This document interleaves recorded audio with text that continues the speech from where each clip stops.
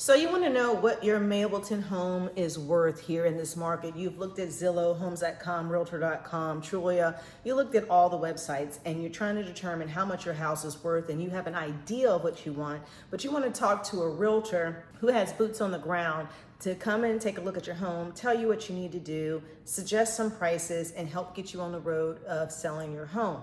So here's the truth. A lot of people start at Zillow, and sometimes they feel that Zillow is the end-all be-all to get the most views on their home, but that is not true. The truth is that listing your home with a realtor gives you the maximum amount of exposure to get your home seen by the most amount of people. Why is that important? Because we know as real estate agents, getting your home out to the masses, to the direct consumer in our platform and with our methods, is going to get you the highest price. What we do find is that oftentimes when people are looking at Zillow, even buyers, when they're looking at Zillow, they're comparing it to other homes that are clearly apples to oranges, but might still be on the same street. They don't understand the nuances. They don't understand the differences between square footages, build qualities, or even school zones. And that's where your real estate agent, who is known and honed in on that area, can definitely help you with, to help support your value, give you tips to sell quickly, and present your home to the masses to get the overall best presentation and overall best experience. So why doesn't your neighbor's home ultimately influence how much your home is going to be? In the overall scheme of relative comps, it does help to know what the established value is for homes that are most similar than yours. But as you go up in price point, you'll find that most homes start to become very, very unique. So you have to use a different set of skills to help determine what your value is going to be. The most direct way is going to be hiring an independent appraiser. The next thing is for your agent who you decide on to go and vet out and search other homes that have the same je ne sais quoi, magnitude, curb appeal, presentation. They're not going to be identical, especially when you're up in the upper $1 million to $2 million range and above. You have to find the homes in our database that's going to be close to the qualities that your buyer is going to be looking for. Not apples to apples, block by block, but literally the presentation, the curb appeal, the neighborhood presentation, the amenities that are in the neighborhood, so that you can get deeper into the comps. Your agent's going to ask you about who your builder was, the amount of investment you put into the property. They're going to ask you things about your curb appeal, how to improve it. They're going to ask you about your pool, safety features of your house, the ages of your systems, your HVAC, water, electrical, plumbing system, roof system. They're going to ask you those things because those things also help contribute value, especially the quality of those materials when you're looking in the upper echelons of markets. Now, if you're looking in a cookie cutter neighborhood of 300,000 homes and every third home is the same but flip in a different color, then of course it's going to become more like a commodity in those neighborhoods and not as unique in the upper realm. So it's not just about comps, but really finding the relative properties that are going to give the same types of attribute, feel, quality, curb appeal, neighborhood amenities as you would your home, so that you can determine how much buyers are willing to pay for a home like yours and how long it's going to take for you to move that property. So should you sell now or wait? When is the best time to sell? Some people feel, as we're starting to go towards the end of the year, this soon being August, that they may have to sit out to next spring. That's not necessarily true. As we start to head toward the end of the year, we'll see less and less homes come on the market at the rate in which they're coming on the market. So that does allow your house to stand out when there's not as much competition. If you're in a community where every third house is the same but a different color and flipped, then of course it's going to be harder to stand out. The more unique your home is, the more tastefully done it is, not trendy, but tastefully done, very traditional style, very neutral palette, very clean, streamlined, clean lines, clean yard. And in the better school district, you're going to stand out more than homes that are just thrown on the market lackadaisically with no plan, no positioning, no presentation. So as you go toward the end of the year, yes, you can still sell your property and for top dollar, as long as you do all the other background work that you need to help support your presentation and your price when you enter the market. So how much does it cost to sell a home? Well, the biggest nut to crack when it comes to sell your house is actually preparing it for sale. A lot of people go straight to the commission, but oftentimes it's about your own investment of what you want to put in your house to return what you want to get out of it. So if your home is going for $500,000 in your particular neighborhood and you want to help push the value, the thing that you have to do is add value. And what do I mean by add value? It has to be the cleanest, most organized, well-kept, upkept, crispy lawn. Your front yard needs to look like a park. The interior of your house needs to look like an Airbnb or a museum. It needs to look like it came fresh off the pages of Architectural Digest in order for buyers to be driven en masse to your home. And then you balance that out with your price. So do the things that you need to do to elevate your house. It's like putting on makeup. You already have a beautiful structure for most people. You already have good bones. You just have to add that je ne sais quoi that's going to make it pop and bring buyers out to your home. Now, when it comes to your costs, you have your commission costs. Agents charge a range from anywhere from, say, 4% all the way up to as high as I've ever seen is 8% for single family homes, based on the level of work that the property is going to need. Some agents pay for staging, others help you pay for movers, others help you pay for repairs, or they make their arrangements, and those are added services on top of just selling. And also there's buyer's agency fees. So if they bring a buyer, how much you're willing to pay them to entice their buyer to come and buy your home. So there's different levels of service that you pay for, different levels of exposure that you pay for, and it runs the gamut. So how much it's going to cost is going to depend on what your individual needs are for your home and for the servicing of your real estate transaction. Next is going to be the cost of your appraiser. In Georgia, how we currently do real estate, all of the costs associated with the purchase of a home is the responsibility of the home buyer. So they're responsible for the attorney, they're responsible for their appraisals if they're getting loans or needing an appraisal on a cash sale. They're responsible for all the things that is going to cost them to fund their loan to buy your house. It is the seller's responsibility to pay for their own realtor and to also pay for the buyer's realtor if that's negotiated in the contract. Real estate commissions are not mandatory by law. They are a service-based fee. It's a performance fee where you generally are not charged until you have a success of closing. So it's really a success fee. Some agents call it a marketing fee. Some of them have ancillary fees that they charge, like transaction fees, marketing fees, photography fees, staging fees. It runs the gamut based on what your individual needs are. But by and large, all of the costs for the buyer to finance their sale, the attorney, title clearance, all those things are generally the buyer's responsibility, unless it's contracted different in the contract to where you're going to supplement and offset those costs so you can attract as many buyers as possible. I do have home sellers that end up not having any cost. I do have home sellers that were willing to pay all the costs. It's based on your individual needs and your level of motivation to get your property sold for the highest amount it possibly can be sold with the fewest amount of fees as possible, as quickly as possible. Now, so you want to know how you should prepare your home for the market. Most people have an idea that they're going to mow the grass, they're going to pressure wash, or maybe paint, change some carpets.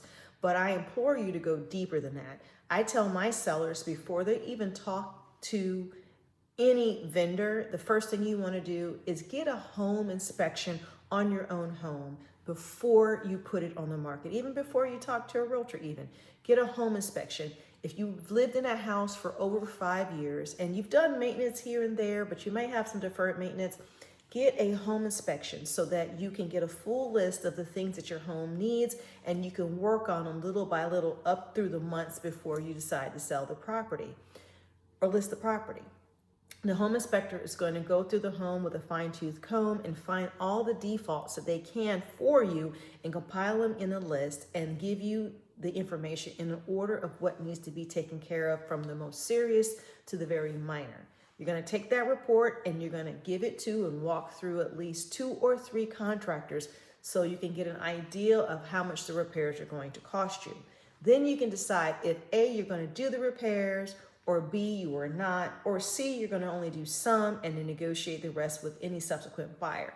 I think the things that are the most blaring that a homeowner should do, and is often most overlooked, is the HVAC maintenance. The HVAC is a big ticket item that most buyers are going to want to avoid. So if you have an older HVAC system, you want to make sure you're getting it professionally serviced and saving your receipts. If you have an old roof on your house, you may end up being entered into the market having to put a new roof on your home, because insurance companies in recent years have not wanted to insure homes that have roofs that are over 15 years in our area, based on the amount of roof claims that we have had in Cobb County after big major storms. If a neighborhood has a very large community, and say there was a horrific weather pattern that came through and 10% of the homes in there had roof damage, and those people all put in claims, and then your roof is reaching that 15 to 16 year mark, well, your insurance company may not want to reinsure that house with a new policy if they are aware that there's been 10% of the homes that have damaged claims in the last 12 months and you have an aging roof. So that's something you definitely got to consider as a big ticket item that most sellers want to pass on to a new buyer, but most buyers don't want to take that on, as well as having a high payment because of the current interest rates currently that we're having, to take that something that huge on. So that's something you got to think about.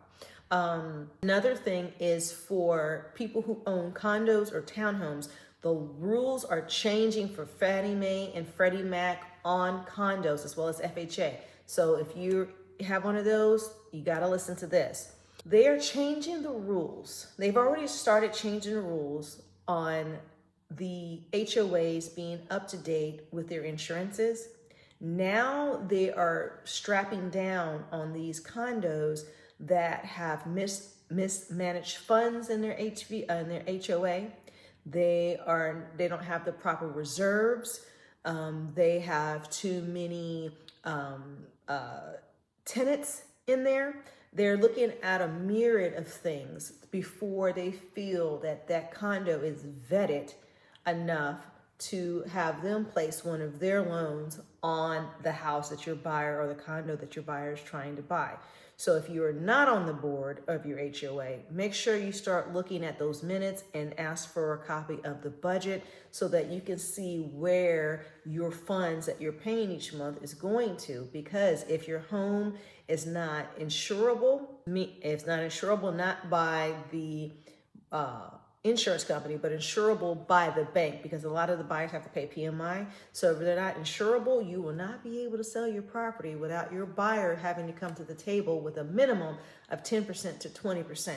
And if you have one of those communities that you live in where, say, the condo is $125,000 or $200,000 or whatever the case may be, your buyer having to come with 10%, possibly 20%, are going to knock a lot of first-time home buyers out of contention of buying your home. And then if you're at a subdivision or a community where they don't allow any more renters or any more investors to buy in there, then you're stuck with trying to find a buyer putting 20-25% down or cash. And that's going to limit your buyer pool. So take note of that. When you talk to your realtor that you plan on hiring to sell your house, have that conversation. Have that conversation with the presidents and secretaries and treasuries of your board. Get a copy of your HOA budget so you know that you guys are meeting the thresholds so that your loans can be funded and you can get out of that property on time and there's no surprises. The state of Georgia contracts for the Georgia Association of Realtors are changing to reflect that, to allow the buyer to be able to break their contract with you, get out of the deal, get their money back if it comes to find out that you did not disclose the true nature of your HOA. If it's found to be later later to be unstable for the banks to invest, and the buyer's going to have a free ticket to get out of the community. So you want to make sure you're ahead of the game when it comes to that. So you want to know if you should sell your house due to the incoming October 1st deadline and due date for taxes here in Mableton. The mills rate that the city council voted on is 4.5%. So that means if you have a $350,000 house, that your property taxes are going to increase by about $500 or so. So you are worried that you may not be able to afford your house. There's a couple things I want you to consider if you haven't already. Check your tax bill or check your tax assessor or tax office and find out if you already have a homestead exemption on your taxes. More people in Cobb do not have their homestead exemptions than the ones that need it than the ones that do. So you want to make sure you're checking with Cobb County Tax. They will help you. Just reach out to them and find out if you have homestead exemption. If you do not, you definitely want to apply for it so that you're not paying more for taxes than you should. This only applies to principal residences, so it has to be the structure that you live in and own to be able to save on your homestead exemption reduction in taxes. Next, if you are a senior and you're over the age of 62, you can apply to have the school portion of your bill, which I believe is 18.8 or so mills, based on your property value per thousand, removed off your tax bill. If you are about to approach the age of 62, you want to be mindful of that. You have to be 62 as of January 1st of that year that you're looking to take the exemption. So same thing with the homestead. You have to be in the house January 1st of that year that you're trying to take the homestead exemption. But for seniors, it drops your school portion of your tax dramatically to where you're just only paying into your general fund, the Mableton fund, fire, and 911, things like that. That'll help offset that increase that's coming for everyone in Mableton to pay for the police services, which are supposed to be less expensive than what Cobb County would ultimately charge at about $20 million or so a year. Okay, I have discussed that in a previous video that you guys can check out.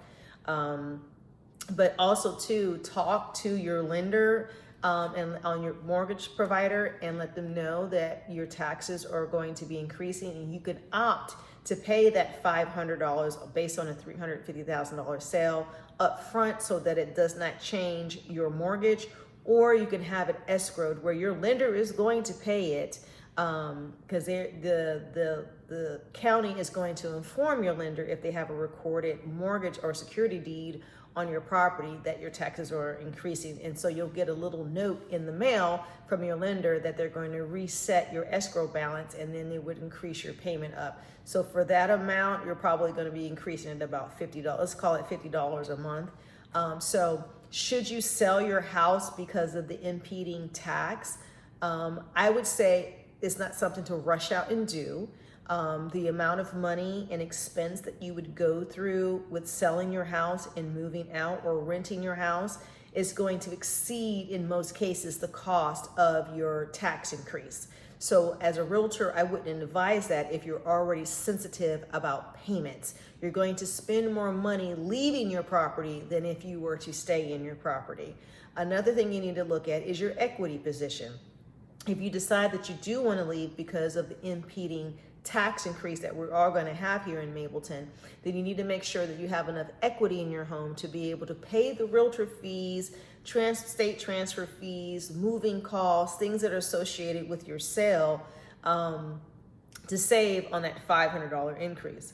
Only you can ultimately decide that, but I personally, if you were my client, I wouldn't advise you to do that just because of the increase. It will cost you more money to move than it would be to stay. So I hope that helps answers your question about should you move or should you leave or sell your home because of the impeding tax increase. All right, so seller fears.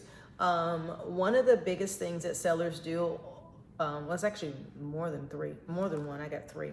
One, they underprepare for their sale. They don't take the time to take inventory of the condition of their house. and they think how it looks to them. If it looks good to them, it's going to look good to the market. I always ask my sellers to take field trips with me to go and look at other homes that are competing or will be competing against theirs, so that they can see what the competition looks like. And if we can get into a pending sale, we can't always do that, but if we can get into a pending sale, we can really see what another buyer chose beyond just what shows up in the photos. You can see what the buyer felt, heard, touched, and saw in the house, so that you can prepare your home to meet what is desired in the marketplace. Your realtor can talk to you till the cows come home, but until you see it for yourself, you won't have the same appreciation for it. So I suggest taking a field trip with your agent to go look at competing homes that you can get into that's going to be in the same price as yours, so that you can prepare your home accordingly. It'll keep you from investing too much compared to the market, and it will keep you from investing too little, so that you can save time on the market and get the most amount of money that you can and sell fast. Another thing that homeowners, sometimes it leads to seller fear, is pricing their house wrong. Most people, and I think it's at this point human nature, where they price their houses above the market because the assumption is that people are going to offer less than what they're listed for. So they want to come down to what they'll settle for. But home buyers are smart. They have tools like Zillow, Realtor.com, Redfin, Homes.com, where they can go and research sales in the area. And then after they tour your home, if they come to your home, after they tour your home, they're going to really have more knowledge on how to compare your house to everything else that they've seen, compare your house to what other buyers have paid, the conditions of those, and what other sellers have paid for in closing costs. And then their agent, with the help of their agent, they're going to put together an offer and present it to you. I often find that buyers will pay more than what they initially offer if they offer less than closing costs. Some of them offer less than list price. Some of them become a stick in the mud and want what they want, and it just wasn't going to work out anyway. But others, I find, don't always know what they want to offer. They just know that they want some type of value for what they're paying for. And most people see value as money and not condition. Most people see value as money and not presentation. So when I sold my last house in Mableton, I lived in it for 20 years. Being a realtor, I knew that I was going to ultimately be my best advocate to get the price that I wanted, to sell quickly, and sell smoothly. So what I did, I went and got a home inspection on my own house, the very thing that I advise my clients to do. And I fixed 99% of everything that was wrong with the house. We redid HVAC lines. We had already updated our HVAC systems. We pressure washed, we washed, we replaced some rotted boards that we didn't even know about. We've trimmed back shrubberies, removed trees. We put 2 new decks. We got rid of an old pool that was a vinyl pool that didn't contribute to the value because it was so old. We got rid of all that. We painted the house inside and out. We put a roof on the house within the preceding years before we listed it. I even went and talked to the neighbor behind us who didn't maintain his rear yard as well. We asked in advance if we can go and start prepping his yard so that the presentation coming off of my back deck made it look like it was like a big field back there, like it was a huge yard. Granted, it was only about a 0.53 acre, a little over a half an acre lot. It gave the presentation of almost an acre. And the neighbor behind us had no problem with this. He never worked in that part of his backyard. He only fenced around the area where he kept his dogs. So we were able to add more value with giving the illusion of a bigger yard, very well maintained, very green. We did have some challenges because the house was below grade a bit. So it was at level where the porch was, but you had to go down and park. And we were still higher than our backyard behind us. So if we ever had a water flood or something, it would just drain on down to the creek that was behind our house. So we weren't worried about flooding. But we did have a power line, Georgia power line behind the house with a transfer box and transfer like fenced in area, like the I forgot what you call those things, but it had all like the equipment where you walk in through the gate. So it was an eyesore. So we had to make sure that we invested the money in the right way so that wouldn't be a deterrent for somebody. We put in new floors in our kitchens and bathrooms. We put new carpets in the bedrooms. We had LVP in the living room areas, in the dining room. We did all new light fixtures, ceiling fans. We painted all of the windows. We painted the kitchen. We redid the kitchen. We didn't do 100% of the bathrooms, but we did the majority renovation of the bathrooms, painted all the interior doors, changed doorknobs, changed cabinet hinges. I already mentioned lighting. We added new French doors to the back, over the deck area that led to the deck. We put brand new flooring in our basement. So it was an investment that we did over time, knowing that we were going to be selling the house. We put quartz in the kitchen. We had updated appliances in the house. The only thing that we did not do was replace the windows that were original single pane windows that had storm panels on top. We didn't want to make the investment because I felt that that would be the one thing that we wouldn't get a return of investment of. We had quotes on our windows from $10,000 to $17,000 and opted to take our budget and put it into other things in the house. We also shellacked or redid our garage floor. We painted the garage. We put in new insulation under the floors in the garage. We fluffed up and redid the insulation in our walk-in attic, and everything was extremely deep clean. We cleaned the HVAC system out, changed the filter, cleaned the HVAC systems themselves, all of the vents, the vent registers. We cleaned every single crevice in that house. It was a $550 deep clean that we paid for on approximately a 2,400 square foot house. We cleaned, everything that you can think of, you could eat off the floor. And when I put my house on the market, it was around June, the end of June. We sold and closed by June 22nd. We had 74 showings in 10 days. We got a full price offer. I paid the buyer, majority of the buyer's closing costs. It was around $10,000. Got my price that I wanted at $440, and in under a month I was closed. So it worked out well for me because I followed my own advice that I gave everybody. We did all of the panoramic views, the high-end photography. I did all the drone shots. I did the video tours on the inside. I did a big thing on social media as well as YouTube. I did mailers to the neighborhood. I had signage out there a couple of days or like a week in advance of coming soon.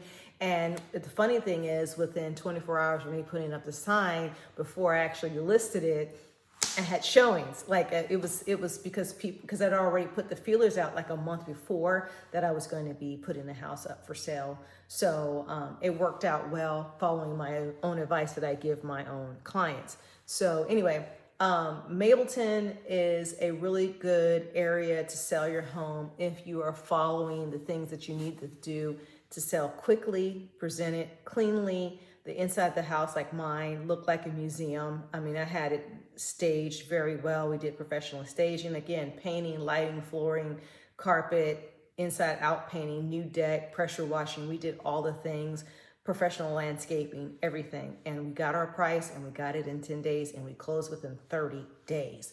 Less than 30 days. We closed in 23 days or something like that. So, and it's possible for you to have the same experience. I treat your house the way that I treat mine. I tell you exactly what you need to do, teach you how to position it. We're going to price it aggressively. You don't want to overprice. You want to be super competitive to where your house is absolutely the most irresistible and obvious choice in the market when you come onto the market. And I can definitely help you do that.